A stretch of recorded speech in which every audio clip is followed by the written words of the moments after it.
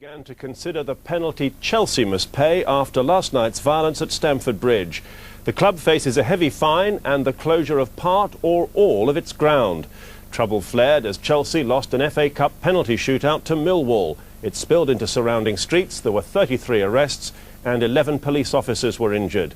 It was the worst trouble at an English ground for years. And in a moment we'll be asking, is hooliganism back? First, this report from James Cameron. And on come the horses. It's pathetic.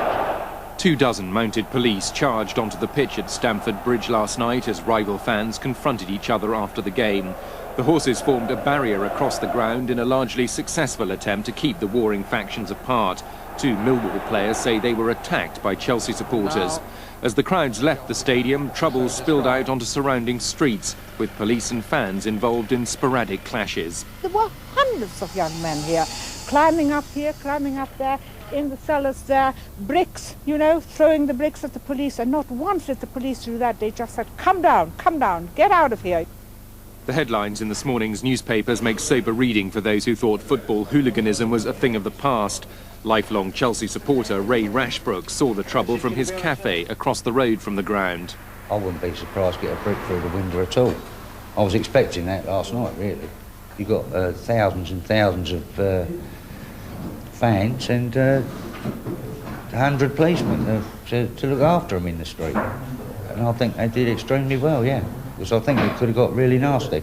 Afdin Mir was forced to lock customers inside his Indian restaurant as the police and fans clashed outside. We had customers in here, they were worried.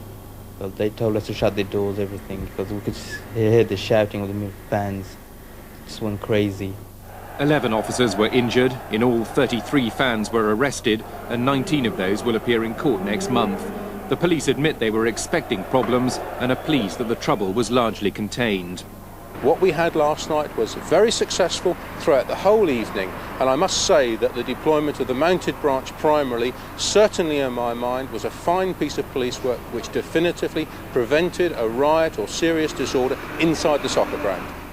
Management of the club declined to be interviewed today, but in a statement said they deplored what happened last night. Closed-circuit television videotapes will be examined to try and identify those involved, the culprits face being banned from the ground. The club is also threatening to reinstate perimeter fencing, which was removed because of the fans' previous good behaviour. The statement concludes, "We are saddened that a few spectators, and we stress a few, have tarnished Chelsea and football." A sentiment shared by many of the Chelsea fans who were today buying tickets for Saturday's game against Tottenham. People go there now that wouldn't have gone, 5-10 years ago. I mean, there's a lot more women, a lot more children, families going in there. It's just a shame that something like this had to happen. Chelsea will now have to await the outcome of an inquiry by the Football Association. James Cameron reporting, well, some of the fans who go to Stamford Bridge would probably be the first to admit we're no angels. But after the football violence of the 70s and 80s, it seemed that Chelsea and other clubs had put the worst of the troubles behind them. Now there are questions about hooliganism and crowd control. Here's Steve May. Crowd violence is nothing new to Chelsea's Stamford Bridge ground. These scenes were filmed in 1988 during an end-of-season match with Middlesbrough. In the 1970s and 80s, crowd violence was not uncommon both inside and outside the ground. In addition, the actions of a group known as the Chelsea Headhunters, who went to games specifically to cause trouble, gave genuine Chelsea supporters a bad reputation. However, in recent years, the problems had declined. This is the first serious trouble we've had at Chelsea for about 7 years, home or away. And I think that there were certain circumstances behind this game, the fact that it was Chelsea and Millwall, the fact that there is a history there. And I think that a game like this is going to attract people who don't ordinarily go to games. They're going to turn up at a game like this because there is a chance to have a go at their opposition numbers for what goes back a long time. In 1985, Chelsea's chairman, Ken Bates, devised his own method of crowd control, an electric fence. It was never switched on, but it represented a clear message from the Chelsea chairman that something had to be done. In the meantime, we wait with great interest to hear from politicians and civil servants, local and from Westminster, what they suggest we do about football hooliganism instead of being utterly negative. Chelsea were one of the first clubs to introduce closed-circuit television cameras. A family enclosure was started and some matches were made all-ticket, though surprisingly, in view of the history of both sets of supporters, last night's replay was not all-ticket. The original game between the two sides 10 days ago at the New Den was.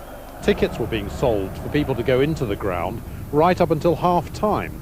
And it does seem to me that a match which is well known was going to cause violence, and has caused violence in previous years, and the police were fully expecting some sort of trouble this time.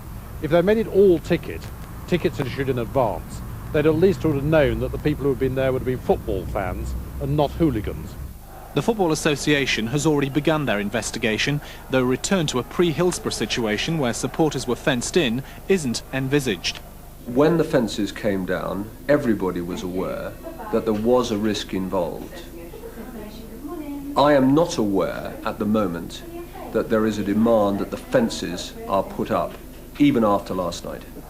7 years ago, these scenes led to Chelsea being fined £75,000 for failing to control its fans. Disciplinary action over last night could involve a similar fine and/or parts of the ground being closed down. However, any punishment could be suspended. Last May, a pitch invasion at the New Den led to Millwall themselves being fined £100,000 and ordered to play 2 games behind closed doors. Both measures were suspended.